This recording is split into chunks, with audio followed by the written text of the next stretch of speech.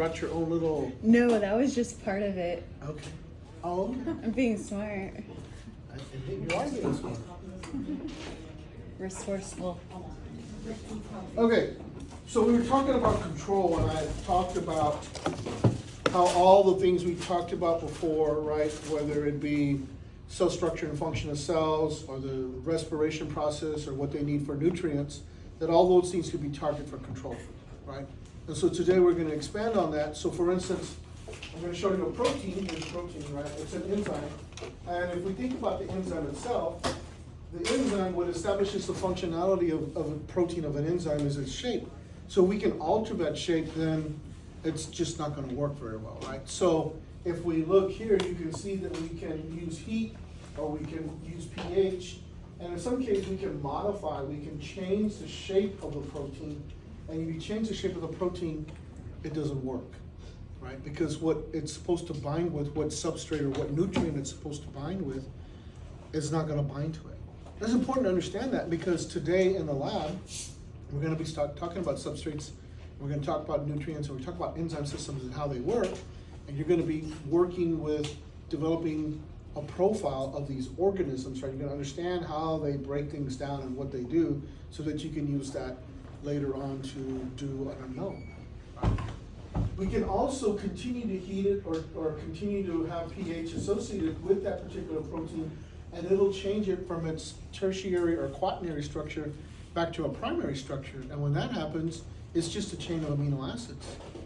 And a chain of amino acids doesn't function as a protein, even though they're building blocks of proteins, right? They just won't work. So that would be kind of like eggs, for example, like cooking an egg. Cooking an egg is exactly that. So cooking an egg, I think I've told you this before, that if you eat raw eggs, it's just not as nutritious, because they're very complex proteins. But if you cook the egg, it unfolds the protein, and now the amino acids are readily available for you, right? So why do the knuckleheads like drink it? Because they're knuckleheads, Okay. right? Because of protein. It's marketed to them that way, and they don't think about science. They just think about. And no, don't get me wrong. I mean, you take in a lot of nutrients. Your body's going to use it some way, but it's going to take them a long time to actually break that stuff down into amino acids. Right? Yeah. So this way, if you cook something, it's already broken down. The digestion process is easier, right? And so therefore, you get to use those nutrients quicker. It's just doing a disservice to them, because they think that they're intaking more protein, but at the same time, they're actually prolonging the process. So their body takes longer, and they can't take as much protein in. That is correct. But don't try to explain that to them, because they'll just think you're a know-it-all. Oh no, I learned early on, Is there any benefit? especially men, they don't like you to tell them.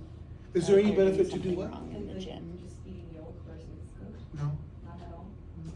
not that I can think of. Now, if I'm hungry and I don't have anything to cook that egg, I'm gonna eat that egg raw, because I'm gonna survive. Yeah, but there's no other real benefit, other than, benefit of cooking, it tastes better, right? It's not slimy when it goes down your throat. It doesn't get like stuck in your teeth, and you have to get it out, right? That kind of stuff. What are you making faces at me? She's like, ooh. Other things that can happen. We can block the binding sites of proteins.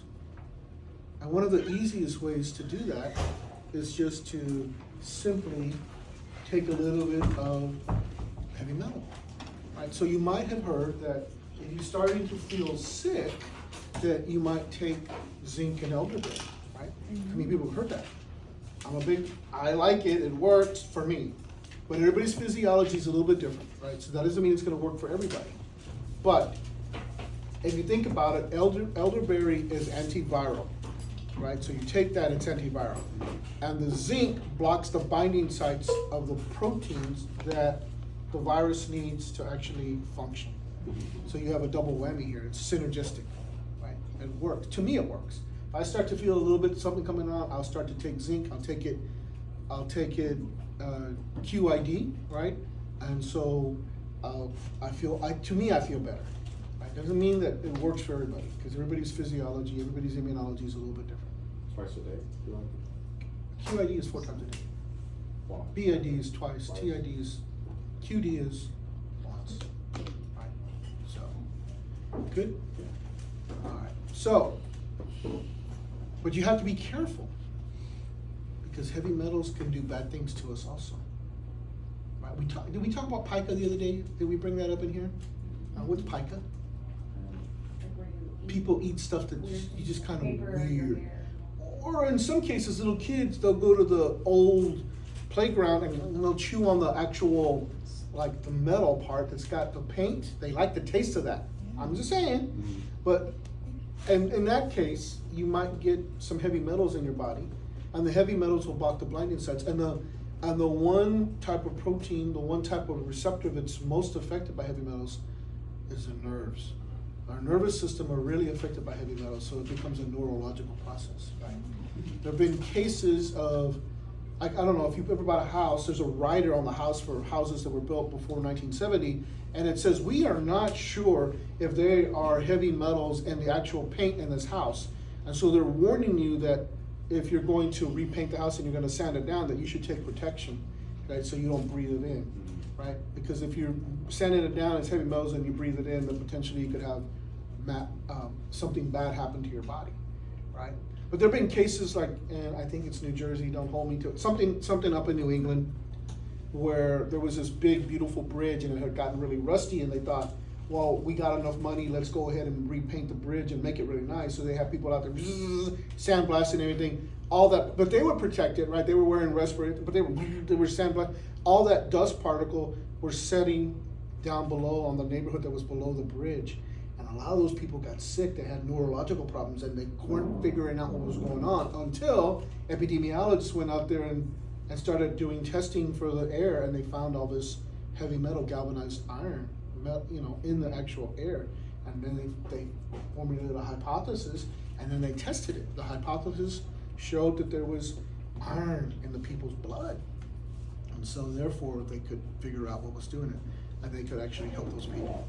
I had a student several years back who was from the Midwest, and she moved down to Texas. She loved it here, but in her opinion, she couldn't handle the heat because she would get very dizzy all the time, right?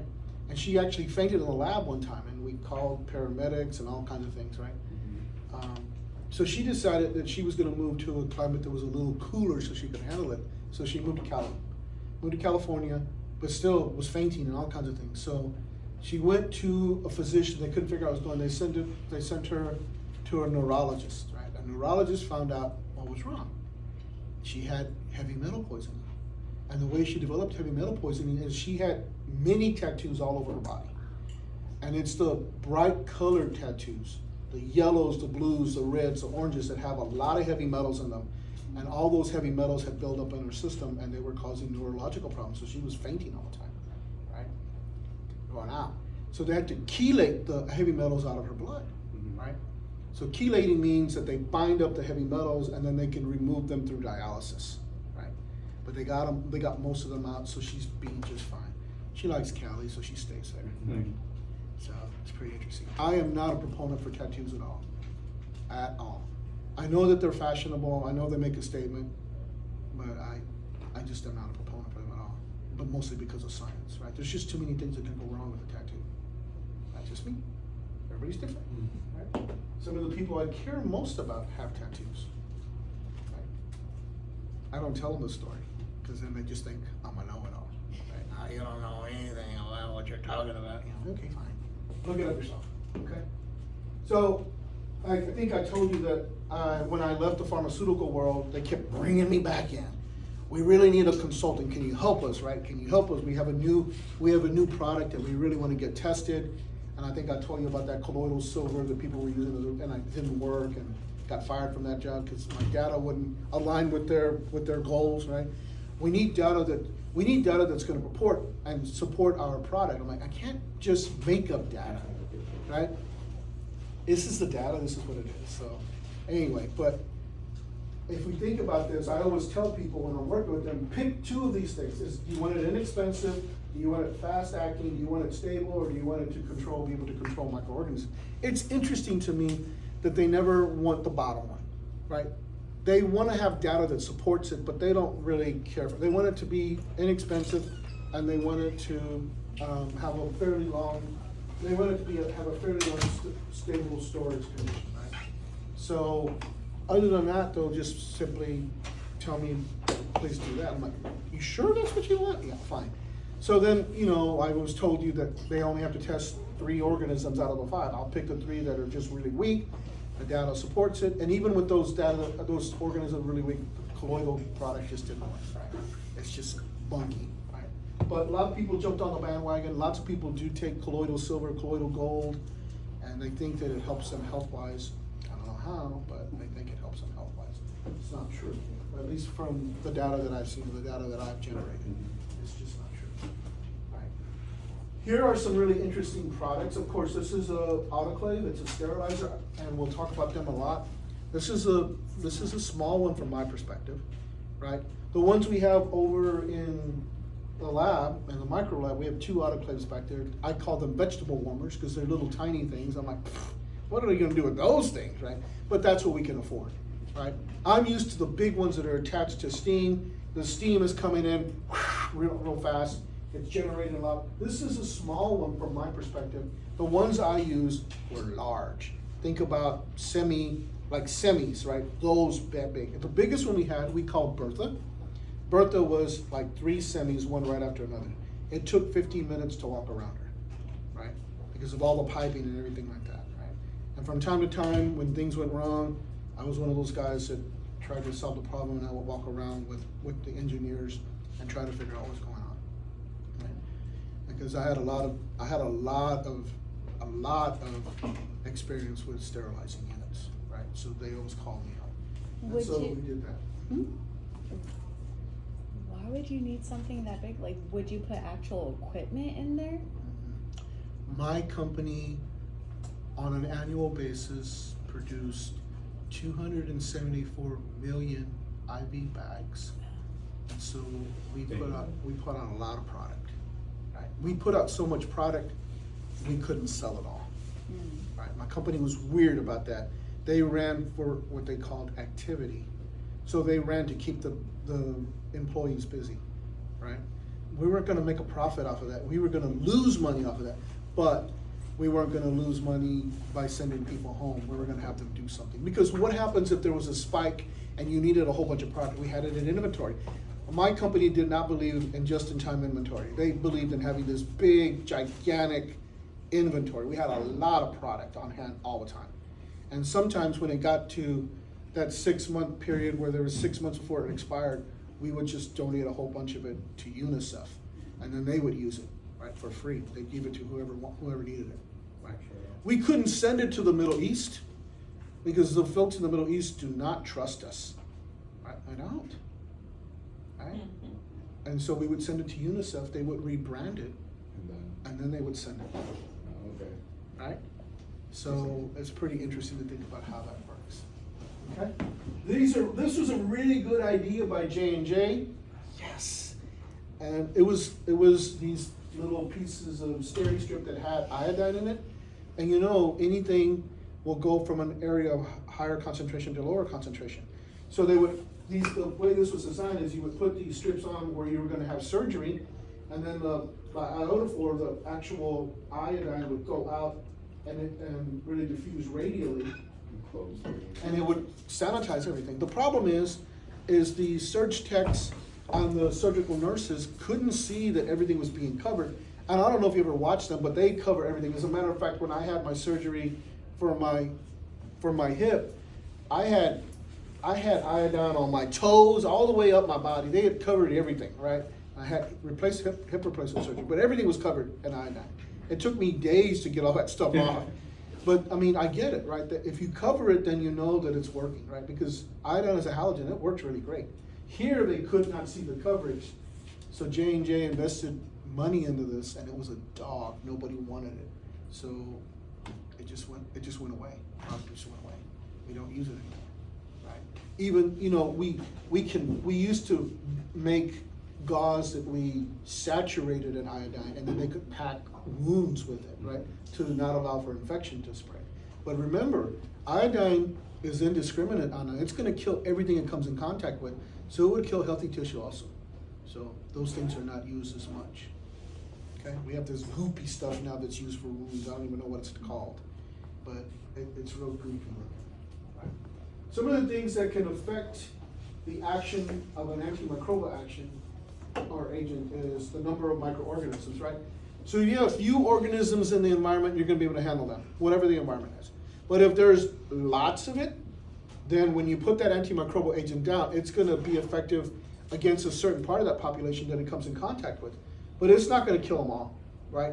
And so there might be all this amount there that could really cause problems, right? So we have to remember that if we're disinfecting something and it's hugely soiled, we might have to do 2 or 3 rounds of disinfection before we feel we have things under control. Second thing is the nature of the microorganism. So is it gram-pos, it's gram-neg, remember? So does it produce endospores, does it have mycolic acid? What is it about the organism that makes it unique, right?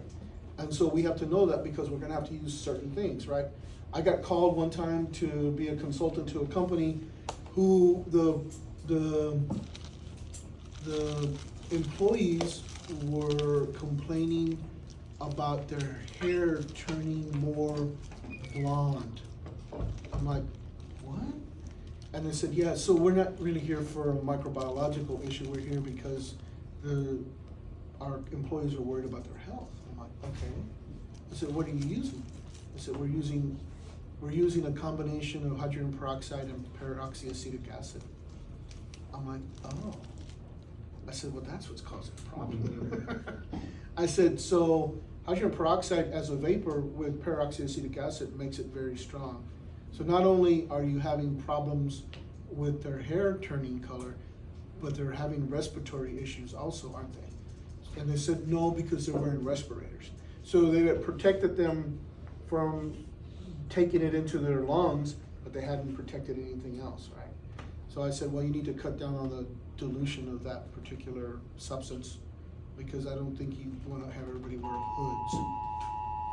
Yeah. Is that AT&T coming back online? You have AT&T? It's not working. So mad. Yeah, I know. Well, it's supposed. I mean, we got a notice like a week ago saying it was going to go down for some time. We didn't. Yeah. We We got a notice. Right. But it still makes me grumpy that I'm not gonna be able to do anything when I get at the house tonight, so I'll try to do everything here. So the other thing is temperature and pH of the environment. If you've ever worked in a clean room, anybody ever worked in a clean room? It is cold. And the reason it's cold is we wanna cut down on the ability of the moles to go crazy. Right? So we bring down, it's cold. I mean, a lot of times we're in a bunny suit, we're in a clean room, right? But it is cold. Even when you're wearing that bunny suit, it's cold, right? And so that's because we want to minimize the chances of molds growing in those areas. Okay. Concentration of the agent. And so we use 10% Lysol in the lab, but there's all kinds of different things you can use. So in Texas, because we believe everything that's more or bigger is better, a lot of times people will use half-strength bleach. I'm like, that's not necessary. 10% bleach works just fine. The only thing you're gonna do by adding 50% bleach is you're gonna rust everything that's metal, right? Because bleach is a very strong oxidizer. So there's no reason to do that, but a lot of people in Texas, including my mother, just use 50% bleach and that's gonna kill everything. Yeah, Mom, but look, it's rusting all the faucets and everything else, right? That's the way it is. The mechanism of action of the agent that you're using, right? So you have to be sure that you understand that you're gonna use a penicillin for something that has a cell wall. But for a bacterium that doesn't have a cell wall, penicillin's not gonna work at all, right? So we have to understand the mechanism of the way the antibiotic works or the antimicrobial works because we wanna use one that's gonna be effective, right? And then the presence of solvents, interfering organic material, or inhibitors that can be in the environment, right? So let's take this scenario, right? You all are nurses and you do not have access to an EC team. What's an EC team? It's an environmental cleaning team.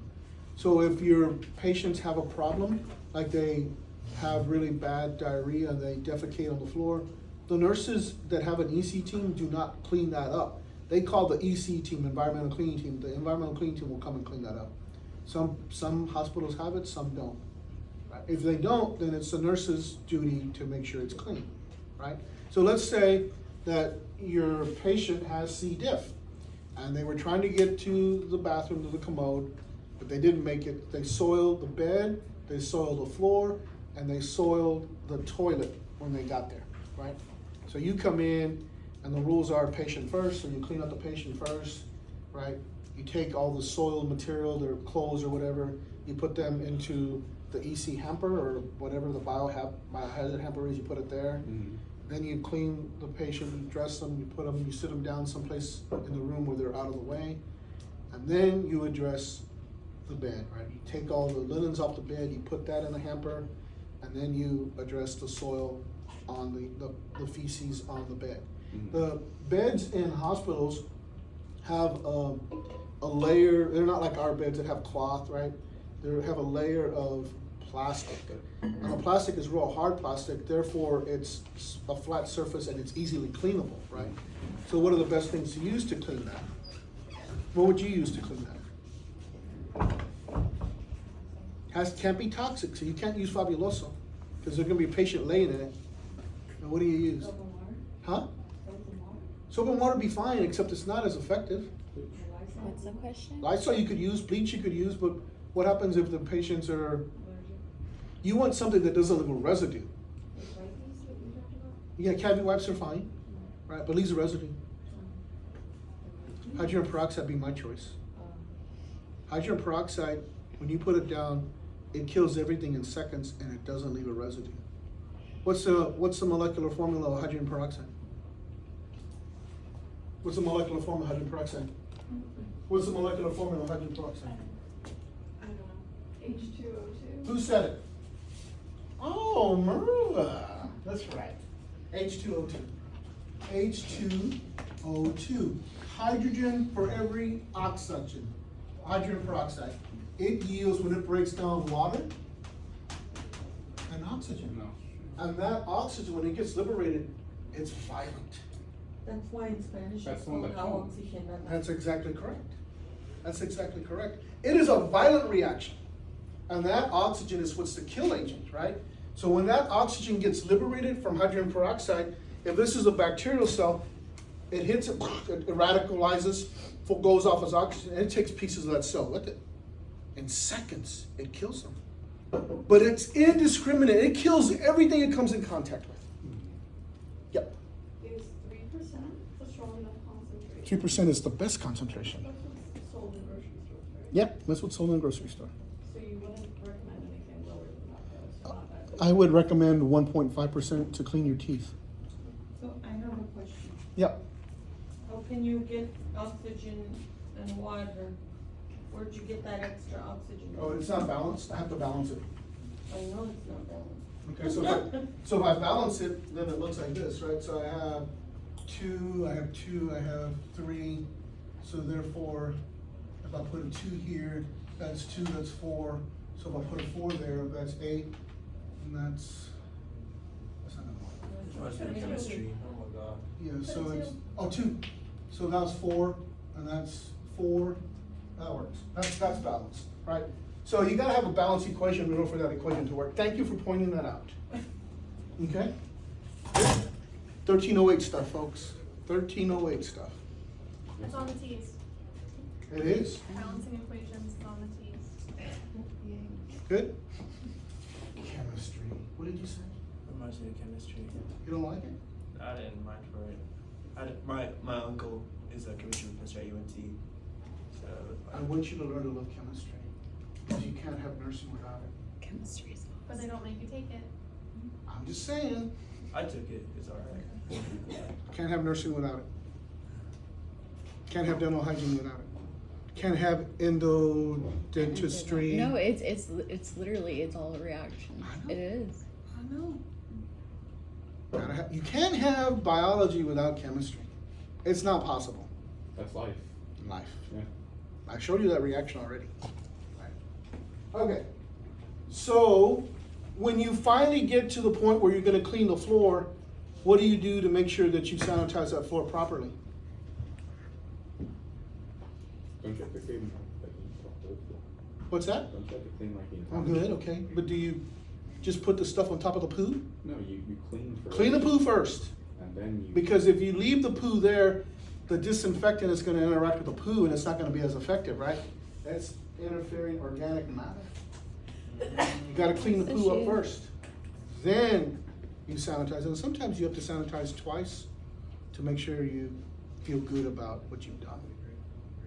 Right? I was Sure shocked. you wanna be nurses? You're gonna get spit at, you're gonna get poo thrown at you, you're gonna get bit. And if you work in certain disciplines, you might get punched. I've been bit as a microbiologist. I've been bit. I've had poo thrown at me. I've been cussed at. Right? Because remember, these patients that you're dealing with, some of them have been diagnosed with terminal illnesses, and they are mad at the world. You just happen to be there. Okay? Don't go in it just for money. Go in it because you want to help people, because then you'll be rewarded. If you go in it for money, you're gonna hate it. Okay? Questions?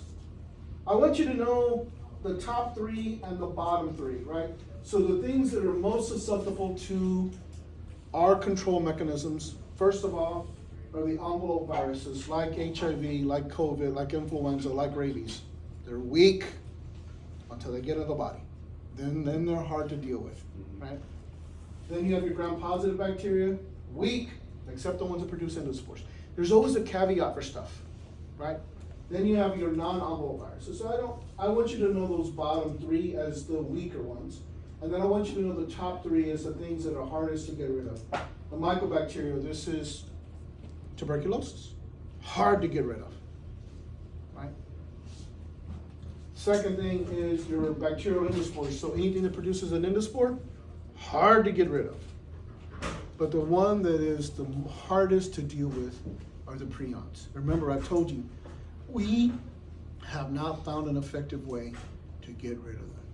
They're not alive, right? So. Well, there's just, no, but neither are the viruses, right? That's true. So think about this. Anybody traveled to Europe around 1999, 2000, 2001? Anybody ever been there? It's like a question when you're trying to give plasma, like they ask you. That's exactly right. Not even plasma, just blood. Yeah. Any fraction of the blood. They will ask you, were you in Europe or France during the years 1999 to 2001? If you say yes, you're automatically disqualified from donating blood. Not because you're a bad person, but because there was a big prionic outbreak in Great Britain and in France during that time. And there's no way that the blood banking industry wants to cause somebody else to be infected with prions if you have it. And you might not even know you have it yet, because the symptomology doesn't show up till much later. How did it affect people? What's that? How did it affect people? The way that prions affect people, Ruth, is they interfere with the nerves. So they form the brain, they form cavities in the brain, right? And so therefore the nerve impulses don't travel very well. So you lose cognitive ability and you lose the ability to control your muscles. So you can't walk right, you fall. At some point when it gets really bad, your autonomic nervous system just shut down, you can't breathe at all. Do you know why that happened? Well, I'm sorry? Do they know why that happened? Yeah, I mean, the come here. So the way that the prions work is if this is a healthy cell or a protein in the brain and I'm a prionic protein, all I have to do is bump into him and I change him. He becomes me. The BSE is naturally occurring in cows, so it's not like it's spontaneously occurring, and so it can just randomly happen. And then if other cows eat that cow, then they all have the prion, and then if we eat that cow, Or if humans eat that cow. then we all have that prion. So that's where it started from. That's the very first prion. So, like, if you put a lot of heat into it and all that stuff, Put a lot of heat. yeah, does that denature it, like cooking? We tried it. We tried autoclaving Didn't work? for, Tell them the brain surgery story. well, I will, but right now? Okay, fine. So, years back, you can look it up, there was in New England, there was a neurosurgeon who was doing work on several people a week, right? The first patient that he had brain surgery on had Creutzfeldt-Jakob disease, had a prionic disease. He used his instruments and he fixed so that the patient could live a kind of normal life, but they had prionic disease, right? So eventually they were gonna degrade. He sent his instruments to be processed and sterilized. So they sent them, they put it in an ultrasound. Ultrasound cleans everything, all the debris off. They put it through detergents, surfactants to remove things. Then they sterilized them. And that happened over and over again. Well, 7 patients down the line from that individual, all 7 patients developed Creutzfeldt-Jakob disease. So we know that we cannot get rid of prions from just sterilizing. From any, How do you get rid of them from that? We don't have a way to do that. We don't You have just a way have to. to throw them away. throw them. Yes, so that's what You has can't throw started them it. anywhere, what do you do? How do you? AT&T's back. Huh? AT&T's You back. melt it? I mean, if you melt it, it's still gonna do. Wait. You melt it down, you can use it for Like other things. service? I just got my Oh, really? two-factor test. I tried that. Cause I didn't have service all last night. It's amazing And how I thought it was tied like in my we are, phone, right? there was Like- something wrong Well, I with my can't account. log into Blackboard. Well, no, without it. because like my work, like I have to have my phone for work. What's that? Oh, oh, yeah, that's interesting, cause I had a student this morning who called, said, I can't get to school today, and I said, why? Because I use my GPS to get there, and I don't know how to get there without it. I'm like, what? So, young I folk, sympathize with them. young folk, they're driving and they're watching their GPS, oh, turn here. So, I don't know how to get there without it, I'm like, okay, they sell maps at the convenience store, don't they? I Okay, don't know if they still. Any do they questions? still make maps? did I finish my story? I guess I did. Yeah. Alright, phenol coefficient, just listen, I'm not gonna test you over it, I have to tell you because it's part of the objectives. Phenol coefficient, phenol is what we compare everything to. How we know things are better or not as good, we test it against phenol, right? So phenol has some efficacy, right? And then what we do is we take that efficacy and we compare it to the efficacy of whatever thing whether it's alcohol or fabuloso or whatever. And we look at them, right? So if phenol is 1, or if phenol is 90%, if you will, and fabuloso is 90%, then they're equal, right? But if fabuloso is 100% and phenol is, then fabuloso is better. Are you with me? So we use that to actually compare and tell how good disinfectants or antiseptics are. So it's the control group? It's the control. Thank you. It's a control. So I told you yes. I'm not gonna test you over. It's for somebody like me. It's not really for you all. I kept telling the guys, why did you put this in here? But they did. So we'll probably take it out next round. Let's talk about heat, right? So you might notice I've got thermal input here because when you use heat as a physical means, it's not about how hot something gets, it's about how much thermal energy you put into a process, right? So for instance, if you look at this, the parameters for an autoclave are 121 degrees at 15 pounds per square inch for 15 minutes, right? So here it is. I want you to know the parameters. You should know them. It should be off the top of your head. If I catch you at HEB, I'm gonna tell you parameters of an autoclave right now, right? It's important. You need to know. I know, why are you laughing at me? If you see us in HEB, probably I'll be the only person you see at HEB. Yeah, no, there's other people who, If that's wrong, well, okay, yeah, that's true, that's true. Maybe I'll see you, I'll right? go to Walmart instead. I might run into our buddy here, cause she works for Chick-fil-A. Oh, really? So, yeah, so I might run into her at some point, right?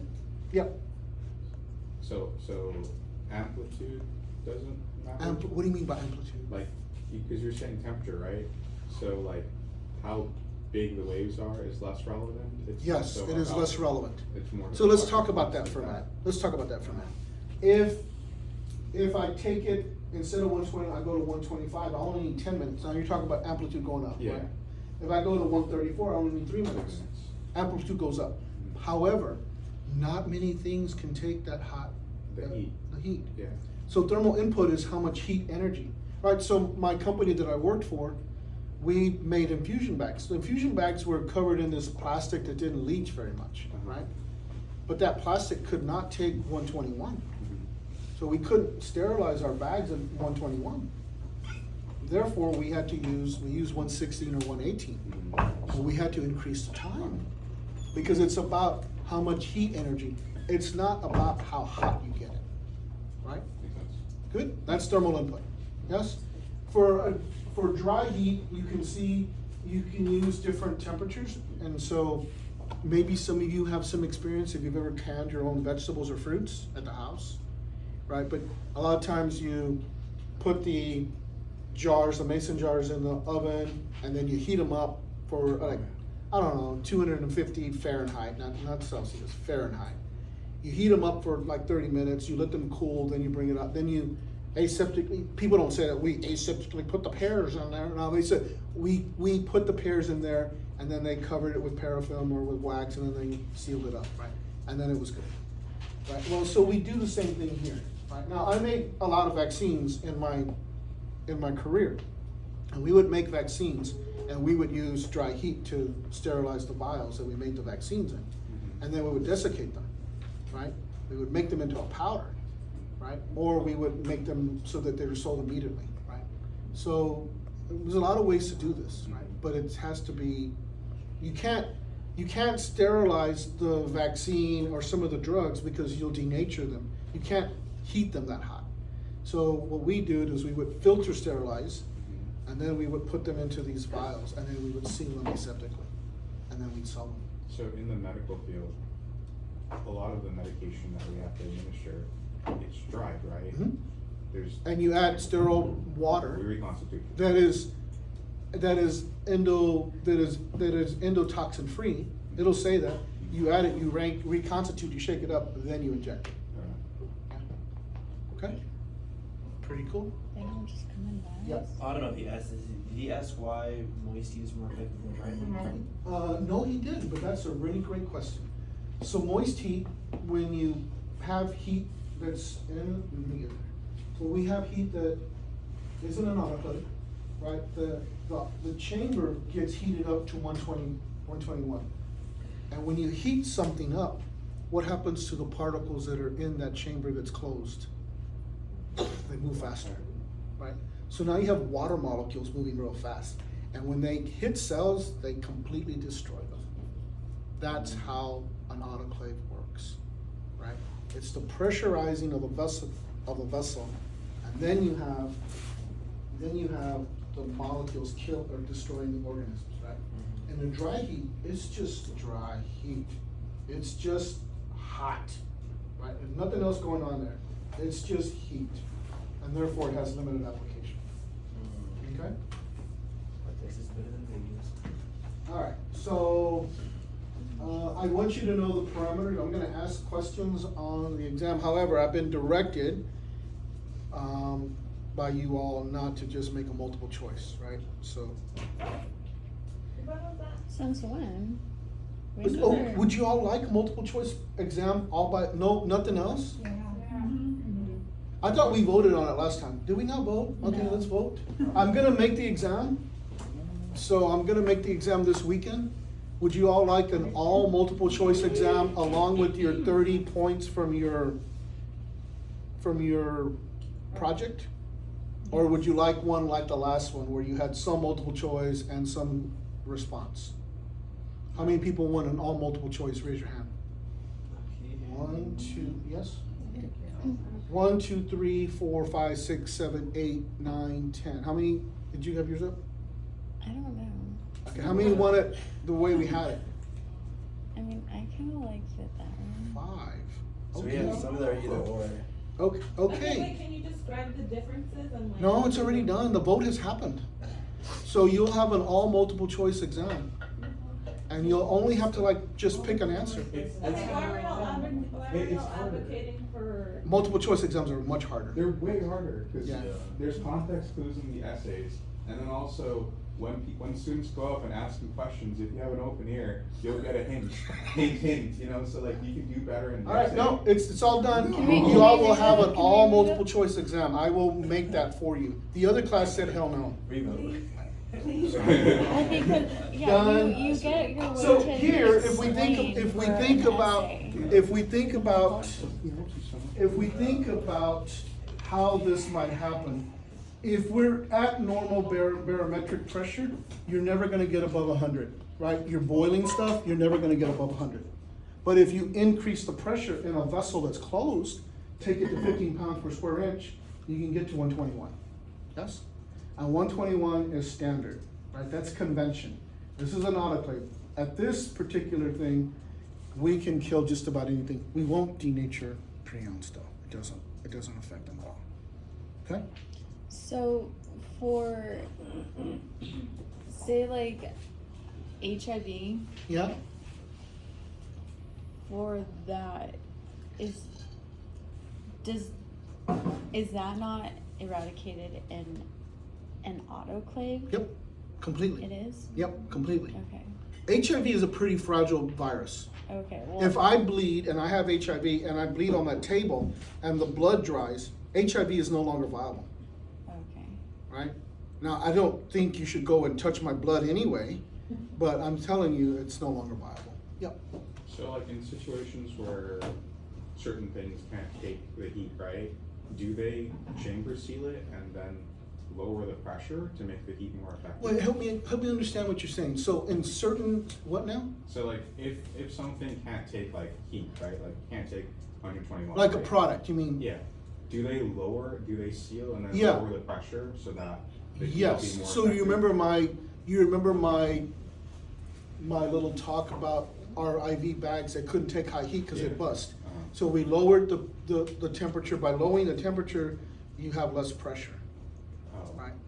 I was thinking to an example of like, I don't know, it's like 10 or something, they seal it and then they take the pressure out and then the water boils. It's like the same. So boiling is a little bit different. Okay. When you That's sterilize different. something, boiling is just sanitizing, it's not sterilizing. Okay. Like, Okay. there's like different types of autoclaves.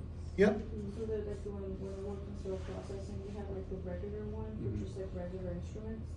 But then we have one for like stuff. Plastics, that's, gas. Plastics and tubes Yeah. and things that just would be destroyed. So and that one takes, I believe. longer. It peroxide. takes 45 minutes, but the aeration process Yeah. takes I believe that one overnight. takes like some sort of solution of peroxide something. Yeah, they Oh, use so that. that's different. So Yeah. using H2O2 vaporization doesn't take as long and it doesn't leave a residue. And it's more But, gentle.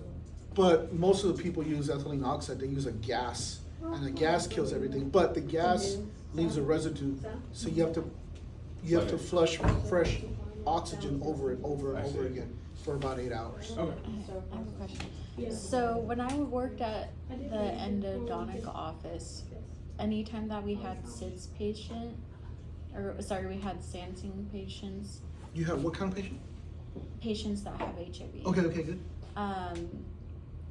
We would throw away the Yeah, files. I'm with you on those. I would not reuse those Yeah. things. Okay, There's so no it's not reason. that the autoclave would not destroy it, it's just. If I'm in charge of that particular business, and I would not reuse tubing or anything like that. I just throw it out. It becomes a liability very quickly. Anything Because fenestrated- Anything fenestrated is risky. I agree. So anything that's got holes in it. Yeah, So, sure. or pores.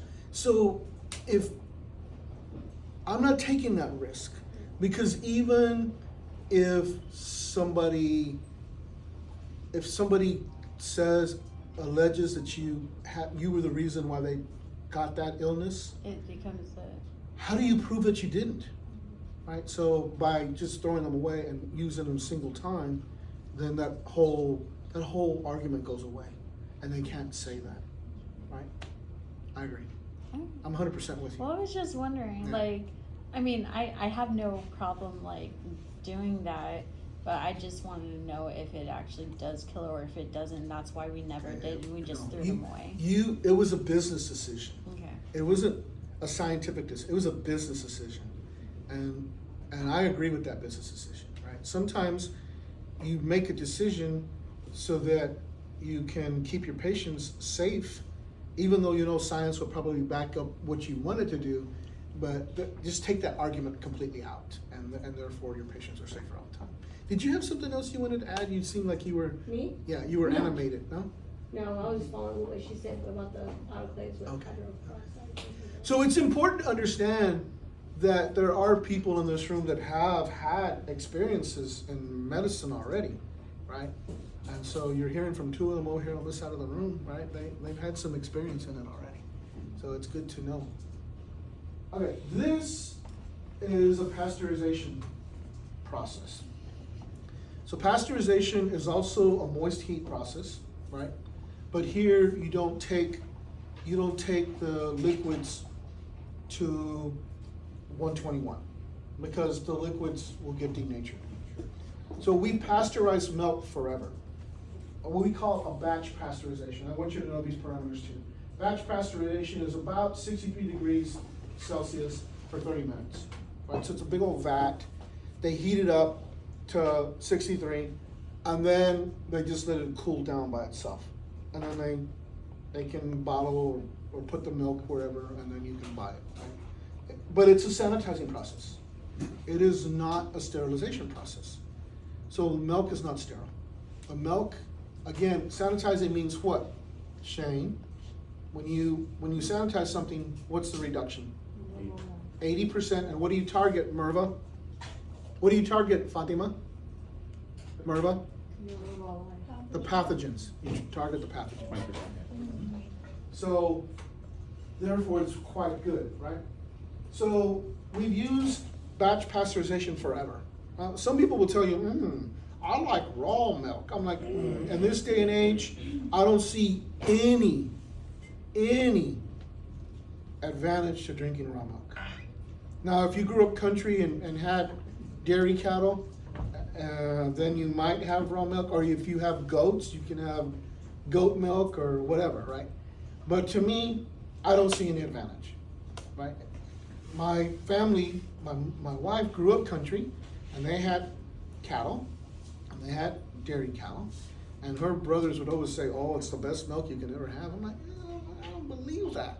And so they gave me a taste test, and I chose the HEB milk every single time, right? And so they hated me for the fact that I knew the difference between the raw milk and the HEB milk.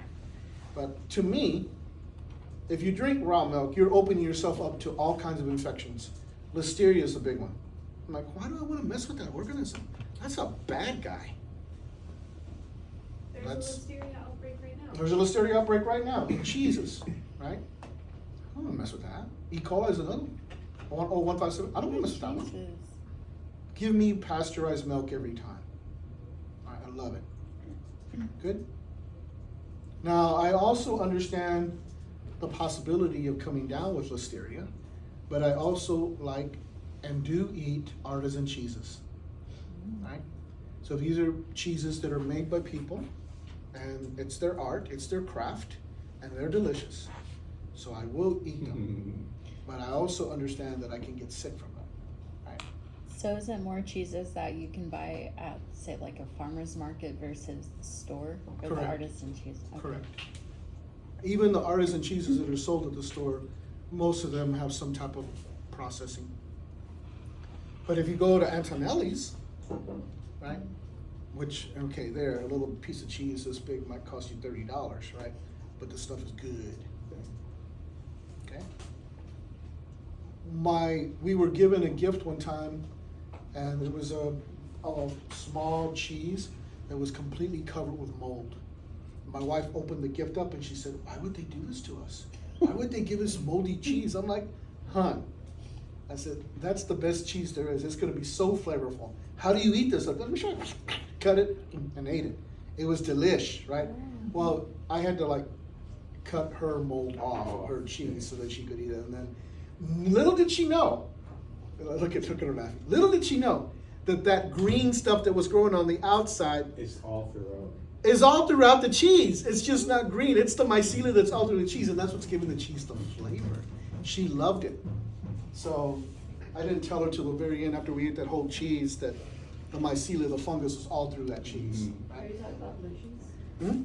No, it could be any cheese, right? As a matter of fact, like we had a couple weeks back, we had like I bought Longhorn cheese, cheddar, and there was mold growing on it, right? And my wife said, "What are you gonna do with this?" I said, "I'm gonna make eggs with that thing." So she saw me. I cut it off very precisely to remove the mold, and then I put it aside and I ate a little bit as I was cooking, and then I cut the other piece, but it had the mold in it, and I made it into eggs. I put a little tomatillo in there. I put a little bit of beans. I put some bacon. I mixed it all up, and then I made taquitos. And those were good taquitos. She loved them too. But I didn't tell her that the mycelia was all throughout the cheese. I've told her before. I figured she knew from before, but I didn't tell her. So for people who are allergic to penicillin, can they not? You gotta be careful with that. Okay. So if I'm allergic to penicillin, I'm not eating moldy cheese. As a So- matter of fact, I'm only eating stuff I could buy at HEB because I know that I minimize the possibility that I'm gonna get some of the antigen that might make me really sick. So is it safe to say that if somebody, say, is allergic to amoxicillin, they'll most likely be allergic to That would be a true penicillin because statement. it's the same family? All of the psyllins and all the cephalosporins are related to each other. So I should be very careful with cheeses. Kimmy, I love cheeses though. Like the exterior coating around brie. the waxy part, No, not the waxy part, like the skin of it. Yeah. That you eat. What kind of bacteria, yeah, the rind, what does that have? What kind of bacteria? probably not much. It's wax, it's a covering. Oh, you're not supposed to eat that?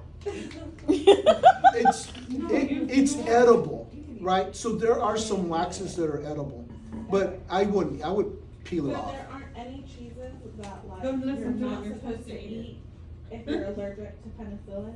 Anything that's got a green covering to it that's moldy looking, I wouldn't eat it. Wait, so what about blue cheese? I wouldn't blue touch it. cheese- It has penicillium in it. So would I possibly only be like slightly allergic? Yeah, you might only be slightly allergic. Yep. Okay. Just kind of going based on that, my father was visiting a friend and his son ate some cheese from the fridge, didn't realize there was mold on it, and suffered, like, went into anaphylactic shock. Oh, wow. Yeah. You have to be really careful. You are responsible for your own health. I am not allergic to many things except cedar, but I eat everything. So, on that note, you're saying that penicillium and mold, okay, so if you're sick, can you just load No, it doesn't work that way. moldy cheese Just and say say It doesn't- that is a really She's Fatima said, I'm gonna go buy old cheese. I'm gonna grow my own penicillium and never. I don't have to get any medication. It doesn't really work that way, right? You have to have the pharmacodynamic of the drug substance in your system for a period of time. So you're not mostly it's going to be digested, right? So you're not going to have it in your system long enough. The concentration is too higher, right? For what? For like, in that case. Yeah, but it's not going to get that part's not going to get to the bloodstream, right? It'll be high enough that you'll have an anaphylactic reaction, but it's not going to get to the bloodstream It's like and an cure all the infections you have, right? He hasn't. I actually read in one of the micro textbooks that we have that the ancient Egyptians, they found like preserved moldy bread that they hypothesized was actually being used to apply to wounds. Yep. To treat it. So there's a lot of really cool things ancient people did. That was one of them. The other thing was they used honey as a way to treat infections and a way to treat lacerations, right? So if I'm out somewhere and I have no way to treat and I cut myself really bad, if I have no other way to treat it and I have honey, I'm gonna heat that honey up and I'm gonna put it all over my wound because it produces a hypertonic environment and the cells won't grow all that well. Well, I would heat it up just to make sure that anything else that's fresh there is gonna be killed, right? I would boil, and then I would put it on, Would right? you cool it down before you put Huh? it on yourself? Of What's that?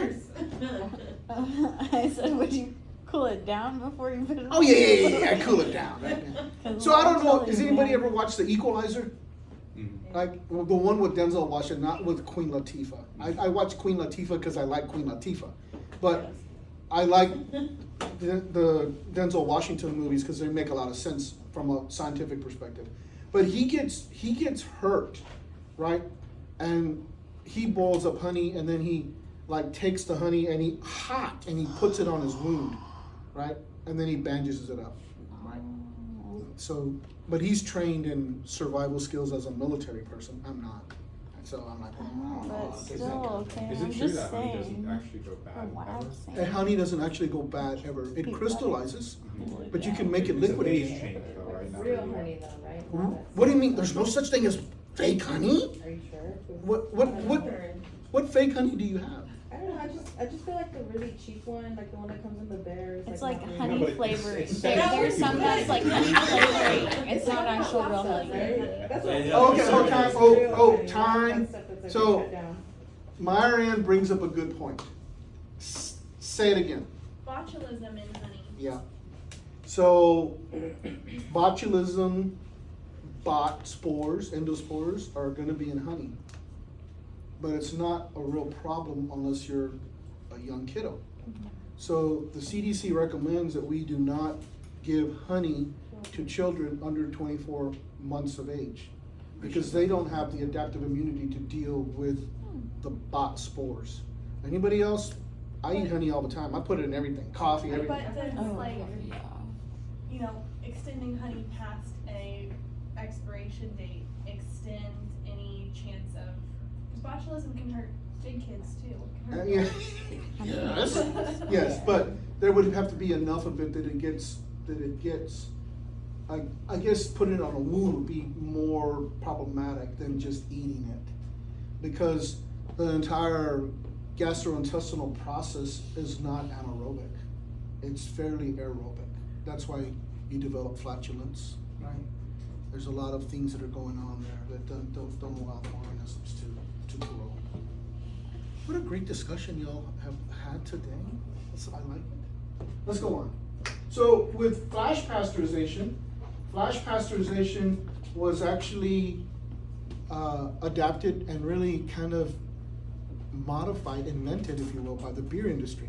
The beer industry did not want to do batch pasteurization because they didn't want to have any inventory.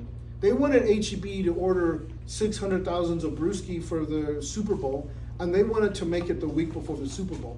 They didn't want to have it in their warehouse and then unpack it and send it all out, right? They wanted to, okay, we got a big order of brew, let's make it right now, right? So they developed flash pasteurization. Flash pasteurization works with a heat exchanger.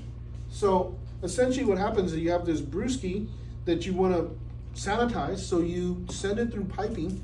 So follow my pointer. It goes through piping and it hits a heat exchanger, and it immediately at this point gets heated to about 72 degrees Celsius. Then it travels the length of the piping and comes to another heat exchanger, and that heat exchanger then cools it down. So then it goes to a pipe, and then it can be bottled. Right? Look at Suzanne's like, "Are you gonna work for me?" Right? So, oh yeah. Yeah. So that works really great, right? And that was an innovation that occurred in the beer industry. But wouldn't it still have to sit, because when you brew beer, you heat it and you stuff and then you bottle it, but you still have to let it sit for a certain amount of time. So that's how the carbon dioxide produces. It's a reaction that happens. But that happens in the hopper before it gets heated. Okay? But you still, to your point, you still can't bottle or can a beer when it's warm. So what happens is they put them in the bottle or beer, and then it goes through this little chill phase where it brings down the temperature to a point where they can bottle it. Because if you bottle beer or can beer when it's too warm, it's gonna blow. The pressure's gonna be too high. So the key is they don't cap it until it's reached the optimal temp. Correct. Pasteurization, flash. Yeah. Good. And then there was a problem. Who knows who Odwalla is? What's Odwalla? It's a juice company. Juice company. Odwalla was a famous juice company that in the 2000s was only making apple juice and orange juice, right? And then there was a problem. Their SOP said, for those of you who are part of our employee group, you only pick apples from the tree. But they saw a whole bunch of apples on the ground that looked perfectly normal. And those people thought, we can increase our yield by picking up all these apples and put them in a hopper, and then you have more mass and we get paid by how much we deliver. So they did that. When apples get processed, the apple goes through the machine, it gets stopped in the machine, as the machine goes, it takes all the skin off, if you will. Then there's a little, and it takes the core out, throws it out. Then it goes up and it gets smushed. All the juice goes this way, the smushy stuff goes that way, and it gets made into pie filling, it gets made into apple croissants, it gets made into apple sauce, and all these different kind of things, right? But the juice goes to this fat and it stays there until somebody orders apple juice. And then they would fill it and then sell it. Well, the problem was they weren't doing any pasteurization. So E. coli was on the ground because the ground had feces from the cattle, and some of that feces got on the apples, and it had E. coli in it, and so E. coli was in this vat. And so when they filled the apple juice, people got sick. I don't remember how many, but a lot of people got sick. And the FDA went to Odwalla, and Odwalla said, we're recalling everything. Not only apple, we're gonna recall all our orange juice too. We don't know what happened, we're gonna recall everything. Then they had an investigation, and they found out that the cause was apples on the ground, right? So the management team took culpability. They said, it's our fault, we're gonna make sure everything's okay with everybody, right? And then they said, they told the FDA, and this is what our investigation said, and these are the things that we're gonna do to make sure it doesn't happen again, or at least that we minimize it to happen again. So in those days, the newspapers were still a big thing, right? Newspapers are not a big thing right now. People don't read them. They get their news from TikTok, right? Which is kind of silly, but okay, fine. But it basically said, we are so sorry. We have failed in your eyes. We're gonna take care of the people we hurt. And here's the things we're gonna do. And there were 20 things on this page, a whole page in the newspaper. Here are these things we're gonna do. And it said we're gonna do more training, or all these things, right? And then it said at the very bottom, and to ensure that this is minimized for all future products that we make, we're gonna pasteurize our juices. They flash pasteurize all their juices. And that has changed the entire juice industry. So now, when that happened, Tropicana and Minute Maid were going, they're gonna go out of business. They can't handle all this cost. But what happened was, they threw themselves on the sword. It's my fault. And we as Americans, when you throw yourself on the sword, we're gonna give you another chance because we are very forgiving people, right? So we gave them another chance. And people started buying Odwalla again. Odwalla became very profitable. Tropicana and Minute Maid are now small players in the market because they've been squeezed out by other things, right? But they're still there. They're just not as big as they were. But if you read the label, you can see that it says flash pasteurize. When Odwalla first started selling its orange juice post the problem, it said, for your protection, flash pasteurize. They turned something very bad into a positive and make it a marketing tool. And they grew big time until some other company, I can't remember which one, bought them up, purchased them. Because you can't have something real profitable without the big beverage companies going there and taking all their profit. That's just the way it is. But because of that, the juice industry is a lot safer. Here's my favorite H-E-B in the whole city is the one right there at Pleasant Valley and Riverside. Love that. You go in there and you hear all kinds of different languages. It's like you're like in the United Nations Assembly, right? You just walk around. Sometimes you might even get yelled at in Korean, right? but it's cool to go in there. But they had this little area where they were making fresh juices, and you could go in there and you could buy a horchata and then shop, drinking your horchata, going around drinking your horchata, come back around, pay for everything, and get one for the road, right? So, but they stopped doing that. They're not doing it anymore. I think what happened, although it wasn't highly publicized, I think somebody got sick, and they brought suit against HEB. Now I don't know that for sure. I'm not saying that that's what happened. Maybe they just got scared by the fact that one morning some employee went in there and they had these fresh juices and they opened up and there was mold growing in it or something, and they got scared and they stopped doing it. I don't know what I happened. remember those, yeah, they I just love had those. like the bottles, yeah. So I don't know what happened, but they're not doing it anymore, right? And that's kind of sad. But you know, we live in a world where people are afraid of microbes. Okay. Good. Wait, tell us the story. Don't tell Kimmy. I used to buy those They made too. them like fresh there. Of course, they had them in the refrigerator, but with the agua frescas too, like they make the little yogurts with the strawberries inside too. Like, yeah, and they did all of it. I love that store. It's a great store. I thought it was a Plus, you can buy lengua and chicharron and all the kinds of things I like there also.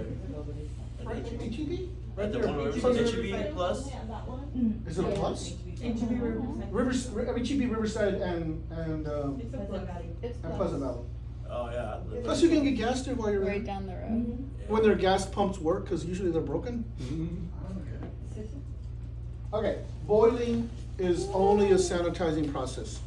I can remember early on when my sister was born, my mother said, "I'm gonna put you in charge of sterilizing Cindy's bottles." I'm like, I had great pride in the fact that my mother gave me a really important responsibility.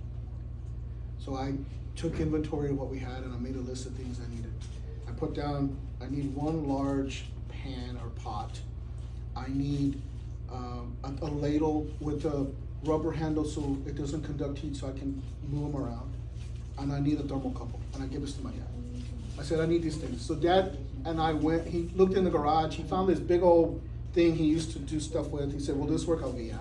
So then we went to the flea market and he bought me a ladle at the flea market for $1, right? I could move it around. And he said, son, what is this thing, thermocouple?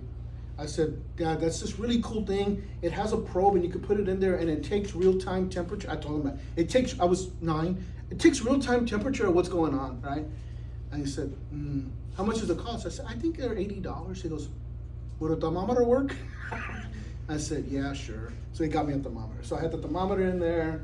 I would get it to heat. I would go for 30 minutes and then I would like put the nipples in there and do that. And then I put them all together and they were ready to go. Right, so that was my job for 2 years. That's what I did at home. That was part of my chores on a daily basis. Right?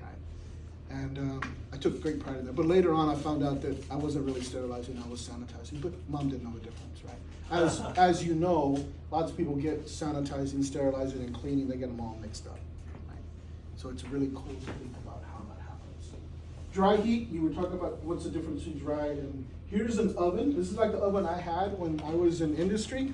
I had ovens like this, and you could only sterilize things like glassware and metals, right? So here you have glassware and metals you could put in here, and then you would sterilize them, but then you had to let them cool down, and then you had to put things aseptically into them, right? The one advantage that, you should know this for the exam, because now I'm gonna make it all multiple choice and I can do these kind of things. You should know that dry heat has a very big advantage because it can remove all endotoxin, or moist heat will not. You can remove all what? Endotoxin. Good. What was that word that you used? Which one? I figured it. Advantage, okay. Okay, here is an irradiator. There are 2 types of irradiation. There is, yeah, So you said remove all endotoxins. So Yeah. it's attacking all the gram-negative bacteria, essentially? it's completely breaking apart that LPS layer of gram-nix. And that's where the endotoxin. Right, and so with moist heat, like an autoclave, if you're autoclaving liquids, the cells get burst up, but the endotoxin is still there and it's still active. You don't sterilize against endotoxin, you sterilize against the bacteria. But so there's gonna be endotoxin in a lot of most feed infusions are gonna give. Okay. Okay, it's just you can't get rid of. Okay, so there's ionizing radiation and non-ionizing radiation, right? Ionizing radiation is the dangerous one. It's the one that's most effective, right? These are things like gamma beams, E beams, X-rays, right? So you can do these kind of things and they will sterilize everything. They don't leave a residue. This is not using radioactive isotopes like the ones that were in Chernobyl or the ones that were in Fukushima, which left a lot of residue. And those things are gonna be in the environment forever. I'm really worried about what's going on in Ukraine. There is a reactor that is very close to not being able to be held, and it's occupied by the Russians, and the Russians aren't doing right by it. I'm afraid that this thing is going to have a meltdown, and then you're going to have most of Ukraine and some parts of other countries have all these radioactive isotopes that are going to be in the environment for hundreds of years. That has already been happening. Nobody's talking about it, right? Yeah, so these are things I worry about it. But here you can take your, whatever it is, plastics or things like that you want to get irradiated, or fruits or vegetables or whatever, and you can send them to these places, right? There's 2 in Texas, one in Terrell, Texas, up by Dallas, and one in El Paso. I used to have one in Houston, but I think it's not up and running anymore right now. You send them there, they go in as pallets, right? They go into the processing unit, and they get into the irradiation area. This is a big gigantic room that's completely sealed by cement and metal, lead, galvanized metal. They send it in, it gets in there and it goes whoop, it gets hit by the radiation. Turn it around, hit again, one more time, hit again, enough to deliver about 20 kilorats. That's enough to kill anything, right? So it kills everything on there. But it doesn't affect the fruit, it doesn't affect anything, right? It doesn't leave a residue. So the difference between eating irradiated food, ever wonder, Miss Donna, why you can have strawberries in December? Do you like strawberries? Do you eat strawberries in December? Do you ever wonder why you have strawberries in December? Because we irradiate them, right? Strawberries can look fresh for a long period of time before we irradiate them, and then we flash freeze them. And then when we need them, we can just bring them out, let them thaw on their own. They don't get mushy, and then we can sell them, right? But non-irradiated strawberries within 3 days start to grow mold on them because the microbes are found on the fruits and vegetables to begin with. They're in the dirt, right? Okay, so why do strawberries go bad so quickly? Because of the organisms that are on them. Okay, but you just said if they're, My strawberries that I buy at HEB do not go bad very quickly. You must be shopping at Sprouts or. No, girl, I get them at HEB, and the moment I look at them, and I turn away, and I look back at them, they're literally black. Mine do not degrade that quickly. That's facts, like, my That- yeah. strawberries don't last more than like 3 days, and then they're Yeah. turning yucky. So they last a lot longer for me. But we don't have labels on them that say irradiated or non-irradiated. Why? Because there's too much confusion in the population. If we say things are irradiated, people won't buy them because they think, oh my God, irradiated, they're gonna change the DNA of my body. Not true. Right. But a lot of people think that. Okay? So all radiation affects the DNA molecule.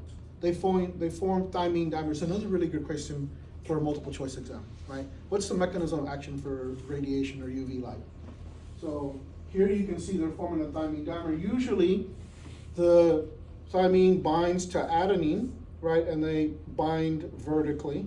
With thymine dimers, they bind also horizontally. So here you can see they're bound here, and when that happens, the DNA doesn't replicate and the cell dies.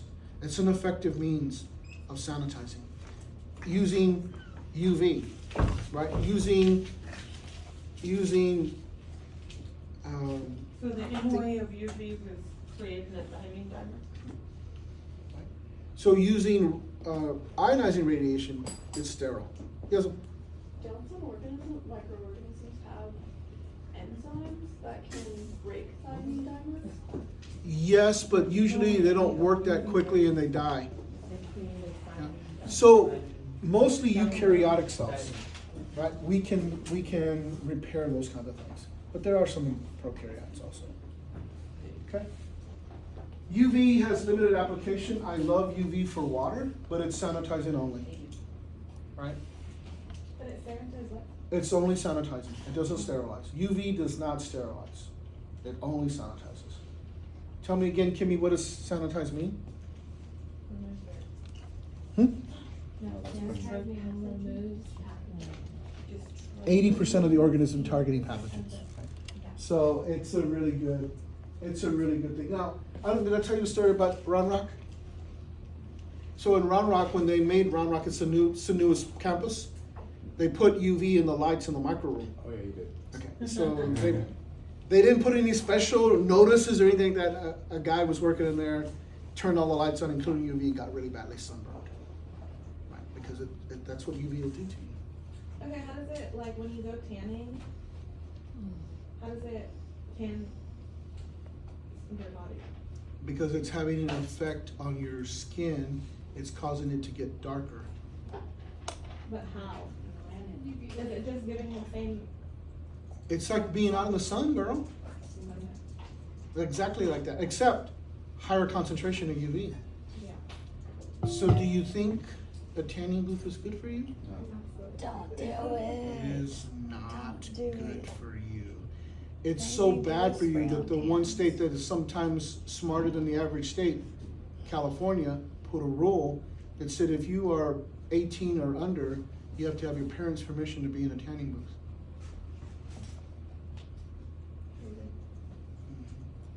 Yeah.